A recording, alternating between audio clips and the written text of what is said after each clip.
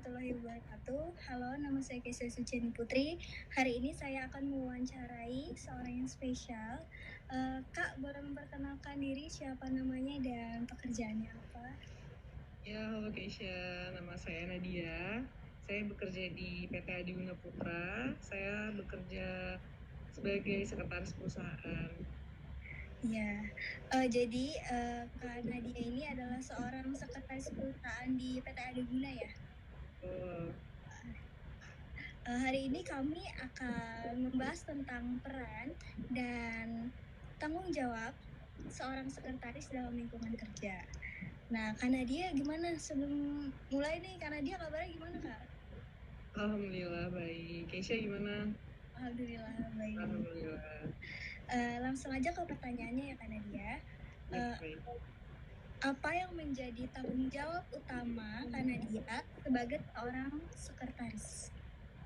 Ya, jadi kalau sekretaris itu ada dua Keisha. Yang pertama itu sekretaris perusahaan, yang kedua itu sekretaris direksi. Nah, kebetulan saya di bidang sekretaris perusahaan.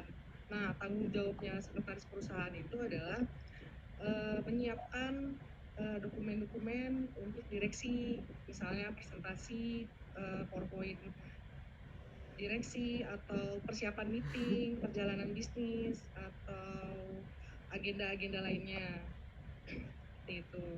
Oh, jadi sekretaris itu tuh mengatur dokumen-dokumen ya? Iya, arsip bisa. Gitu. Terus kalau Kak Nadia untuk mengatur jadwal kerja sehari-hari itu gimana, Kak? Pengatur jadwal itu sebenarnya di perusahaan PT Adi Guna Putra itu udah terjadwal ya Keisha, kayak misalnya meeting setiap minggu itu selalu ada yang namanya meeting rapat pimpinan, jadi udah terjadwal setiap minggunya. Seperti itu Keisha. Itu udah langsung dikasih dari perusahaan ya? Iya, udah langsung terjadwal setiap minggu pasti melakukan atau melaksanakan rapat pimpinan tersebut. Terus kalau misalnya Kak Nadia cara dalam menangani dokumen-dokumen penting itu kayak gimana, Kak? Cara menangani dokumen-dokumen penting itu ya seperti yang tadi saya bilang ya, pasti sekretaris itu akan mengarsip data-data atau dokumen-dokumen yang penting. Jadi kalau misalnya nih ada dokumen yang rahasia, itu pasti ditandain dengan R, menandakan kalau itu rahasia. Jadi tidak bisa sembarangan orang itu menerima dokumen tersebut, Raisa. Jadi direksi mau minta siapa nih dokumennya, divisi keuangan misalnya, hanya divisi keuangan tersebut yang bisa membuka dokumen tersebut. Terus cara Kak Nadia menangani situasi yang memerlukan prioritas yang berubah-ubah atau penyesuaian cepat itu kayak gimana? Prioritas itu seperti tepat waktu ya, on time gitu ya, atau mendahulukan gitu ya. Kalau sekretaris perusahaan pasti ada terjadwalnya sih Keisa. Kalau saya sendiri untuk jadwal agenda rapat semua tersusun di mading sih, di mading tersendiri. Masing-masing divisi lah pasti punya mading. Nah, Jadi untuk berkomunikasi dengan atasan dan rekan kerja Kak Nadia itu kayak gimana? Apa ada strategi khusus yang Kak Nadia gunakan? kalau untuk berkomunikasi pasti ada ya, karena kan kalau kita kerja tuh pasti saling berkomunikasi satu sama lain ya Keisa. Jadi kalau aku sendiri tuh kerja kayak misalnya minggu ini aku membuat notulen nih. Nah, notulen ini nih akan disebarkan ke masing-masing divisi yang bakal aku sebarin sesuai perintah direksi seperti itu. Jadi mereka udah mengetahui nih informasi apa sih yang dirapatkan tadi gitu. Jadi udah langsung tahu, oh informasi dari rapat pimpinan tuh seperti ini gitu. Seperti itu Keisha. Nah, pasti kalau di dunia perkantoran atau perusahaan kan ada konflik ya, sebuah konflik. Nah, gimana Kak Nadia untuk menanggapi sebuah konflik tersebut? Untuk menanggapi sebuah konflik itu pasti satu pertama ya mungkin komunikasi. Terus ada namanya win-win solution. Jadi kita harus mencari atau memecahkan suatu masalah ya dengan komunikasi dengan satu sama lain seperti itu guys. Jadi yang terpenting itu tuh komunikasi ya Kak? Komunikasi nomor satu. Iya. Terus gimana karena dia tuh memastikan bahwa tugas-tugas administratif dapat diselesaikan dengan akurat dan tepat waktu. Tadi udah disebutkan ya, kalau misalnya itu udah terjadwal.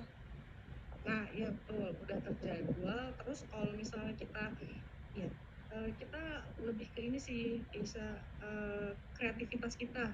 Misalnya ada tugas hari ini apa langsung dikerjakan.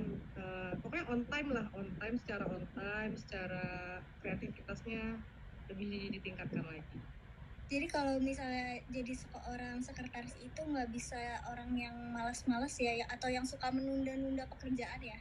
Kalau Iya, jadi sekretaris. bisa dibilang seperti itu sih. Pasti di dalam pekerjaan kan pasti setiap pekerjaan apapun itu pasti ada tekanan kan atau stres lah. Itu gimana karena dia untuk menangani hal tersebut? Menangani sebuah tekanan dalam pekerjaan itu biasanya ya satu pertama ya kembali lagi nih Keisa, kita harus saling berkomunikasi, terus mencari atau memecahkan suatu masalah ya, dengan tadi yang saya bilang suatu konflik itu pasti bakal bisa terselesaikan kalau misalnya kita bisa ya win-win solution, memecahkan suatu masalah dengan berkomunikasi seperti itu. Apa tidak dengan apa kayak saat liburan kemana atau jalan gitu? Oh, maksudnya konflik seperti itu. Kalau Iya, sendiri lebih ke ngobrol sih sama teman-teman sambil ngopi-ngopi, sambil chill gitu lah. ya sharing-sharing gitu ya. Sharing juga, kerja lu gimana gitu lah. Ngobrol sih, tetap Terus komunikasi. iya. Terus untuk mengevaluasi dan meningkatkan kinerja dia sebagai seorang sekretaris tuh gimana Kak? Meningkatkan kinerja. Ini kalau aku sih lumayan seneng baca-baca juga dan cari-cari tahu banyak ilmu ya guys ya. Kayak misalnya saya mencari tahu tentang kesekretariatan seperti apa. Banyak sih ilmu yang harus kita cari di internet, di buku, di mana-mana. Sosial media sekarang kan udah meluas nih guys ya. Iya betul. Iya, jadi bisa kita cari dimanapun itu. Terus ada nggak sih saran buat orang-orang yang pengen jadi sekretaris dari Kanadia?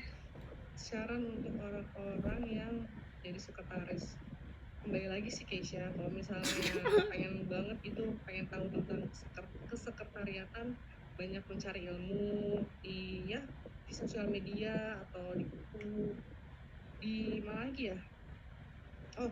Satu sih itu mencari ilmu untuk kreativitasan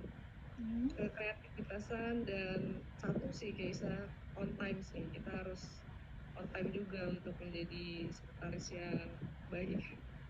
Oke, pertanyaan sudah selesai karena dia terima kasih banyak atas waktu dan untuk berbagi pengalamannya. Wawancara ini diberikan wawasan yang berharga tentang peran seorang sekretaris, tantangan yang dihadapi, dan strategi untuk berhasil. Saya menghargai kontribusi Kanadia sebagai narasumber. Saya harap yang terbaik untuk Kanadia dalam berkarir sebagai seorang sekretaris. Iya, terima kasih Keisha. Ya, makasih. Assalamualaikum warahmatullahi wabarakatuh.